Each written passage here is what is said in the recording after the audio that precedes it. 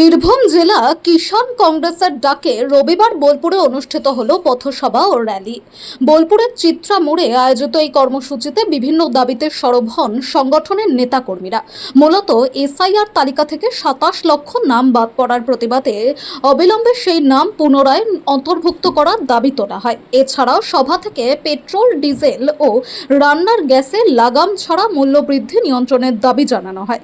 পাশাপাশি বেকার যুবক যুবতীদের দ্রুত কর্মসংস্থানের ব্যবস্থা করার দাবিও ওঠে জোরালোভাবে। এই কর্মসূচিতে উপস্থিত ছিলেন বীরভূম জেলা কিষাণ কংগ্রেসের সভাপতি সৈয়দ সিরাজ আলী, সহ সভাপতি শেখ নাজিম উদ্দিন, জেলা সহ সভাপতি রাসেল দা, জেলা যুব সভাপতি নাসিরুল শেখ, আইএনটিটিইউসির জেলা সভাপতি তপন সাহা সহ জেলার একাধিক নেতাকর্মীরা।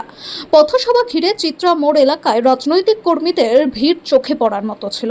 নেতারা জানান, সাধারণ মানুষের দাবি আদায়ে আগামী দিনেও আন্দোলন জারি থাকবে। বীরভূমের বোলপুর থেকে অনির্বাণ পাজার রিপোর্ট, বিগ নিউজ বাংলা।